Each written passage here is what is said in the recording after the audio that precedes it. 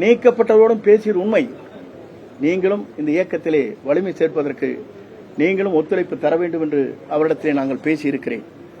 நான் அதை மறுக்கவில்லை. ஆனால் இன்றைய நிலையிலே அவர் சொல்வது திராவிட முன்னேற்றக் கழகத்திற்கு நான் உறுதுணையாக இருப்பதாக ஒரு கருத்துக்களை வெளிப்படுத்தி இருக்கிறார். பி டீம் சொல்லியிருக்கார். அவர் கருத்து சொல்லுவோர் பி டீம் யார் என்பதை நாடு அறியும். இன்றைக்கு கொடநாடு வழக்கு என்பது நாம் ஏன் இன்று வரையிலும் குரல் கொடுக்கவில்லை? நான் சாதாரண பொறுப்பாளர். இந்த இயக்கத்தை வளர்த்தவர், நாம் தெய்வமாக நேசிக்கப்பட்டவர். அம்மாவுடைய இல்லத்திலே நடைபெற்ற நிகழ்ச்சி பல்வேறு கொலைகள் நடைபெற்றிருக்கிறது, 3-4 கொலைகள். அப்படிப்பட்ட நிகழ்ச்சி இருக்கின்ற போது ஏன் திராவிட முன்னேற்றக் கழகத்திற்கு குரல் கொடுக்கவில்லை என்பதுதான் என் தொண்டருடைய கருத்தாக இருக்கிறது என்பதை நான் இந்த நேரத்திலே தெரிவித்துக் கொள்கிறேன். ஆகவே என்னை பொறுத்தவரையிலும் நான் பி டீமிலே இல்லை, A1 அவர் இருக்கிறார். அதுதான் உண்மை. இன்று வரையிலும் அவர் மீது திராவிட முன்னேற்றக் கழகம் என்ன செய்து கொண்டிருக்கிறது என்பது சட்டமன்றத்தில் எங்களுக்கு தெரியும்.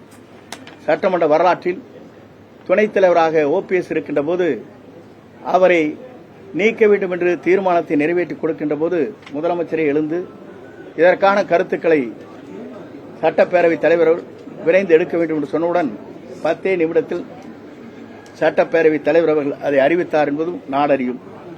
ஆனால் அதற்கு முன்னாலே எத்தனையோ கடிதங்கள் கொடுக்கின்ற போது அந்த கடிதத்திற்கு முதலமைச்சர் ஒப்புதல் இல்லாமல் அந்த கருத்துக்கள் வெளிப்படுத்த முடியவில்லை என்பது அன்றைக்கு சட்டமன்ற பதிவேட்டில் இன்றைக்கும் இடம்பெற்றிருக்கிறது என்பதை மறந்துவிடக்கூடாது. அவன் A1 அவர் இருக்கிறார். பி டீமாக நாங்கள் இல்லை, A1 அவர் செயல்பட்டுக் கொண்டிருக்கிறார் என்பதை நான் பதிவு செய்ய விரும்புகிறேன். அதே நேரத்தில் என்னை இயக்கத்திலிருந்து இன்று நீக்கப்பட்டிருக்கிறார் என்று சொன்னால் உண்மையிலேயே மன வேதனை அடைகிறேன், வருத்தப்படுகிறேன், கண்ணீர் சிந்துகிறேன். எப்பொழுதுமே சட்டமன்றத்தில் பேசுனதே கிடையாது. திமுக எடுத்து ஒரு வார்த்தை கூட சட்டமன்றத்தில் பேசுனது கிடையாது. பொதுக்கூட்டத்திலையும் பேசுனதே கிடையாது.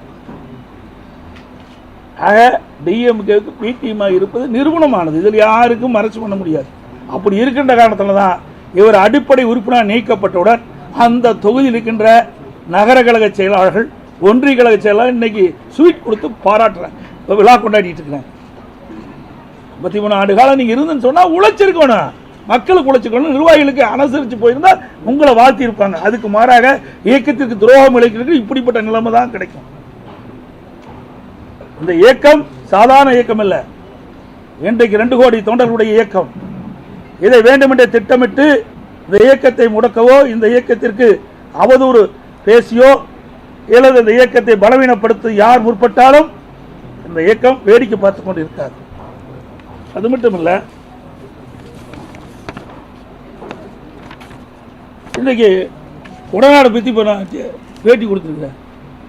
அனைத்து இந்திய அண்ணா திராவிட முன்னேற்ற கழகம் இருக்கும்போது சட்ட நீதியாக நடவடிக்கை எடுத்திருக்கிறேன். பல முறை அதை பேசியிருக்கிறேன். ஒரு குற்றம் புரிஞ்சா ஒரு அரசாங்கம் நடவடிக்கை எடுக்கும், அதுதான் செய்யும். அதான் நாங்களும் செஞ்சோம். அது மட்டும் இல்ல, 2-3 கொலை நடக்கினாரு. என்ன ஒரு கட்சி இப்படிப்பட்ட வன்மத்தனமான இருக்கிறவங்களாம் எப்படி இருந்திருப்பார்? கட்சிக்குள்ள இவரையெல்லாம் வச்சிருந்தா எப்படி இருக்கும்? எப்படி மனசுக்குள்ள ஒன்று வச்சு வெளியில் ஒன்று நாடகத்தை அரங்கேற்று இதுல இருந்து தெளிவா இருக்குது. இதெல்லாம் வெளிச்சத்துக்கு வந்துட்டு பாருங்க. திமுகவுக்கு பி டீம்னு எங்களை சொல்றாரு பழனிசாமி. 21 தேர்தலில் திமுக ஆட்சிக்கு வருவதற்கு காரணமாக இருந்தது பழனிசாமி. அவர் தான் பி டீம். இவர் இன்றைக்கு நன்றியோட இருக்கேன்னு சொல்றாரா பாஜகவுக்கு, எங்கள் ஆட்சியை காப்பாற்றி தந்தவர்கள் சொல்லி மோடிக்கு. 24 பாராளுமன்ற தேர்தல் என்பது மோடி அவர்களுக்கு எவ்வளவு முக்கியமான தேர்தல். இந்தியா முழுவதும் பாஜகவை சேர்ந்தவர்கள் என்டிஏ கூட்டணியை பலப்படுத்தி மீண்டும் மோடியை பிரதமராக்க வேண்டும் என்று செயல்பட்டுக் கொண்டிருக்கும் போது இவர் அந்த கூட்டணியை விட்டு வெளியேறி மோடி அவர்கள் பிரதமராவது இந்தியாவிற்கு நல்லதல்ல, அவர் ஜெயிக்க மாட்டார்லாம் பல மாநாடுகளில் பேசிய பழனிசாமி துரோகியா.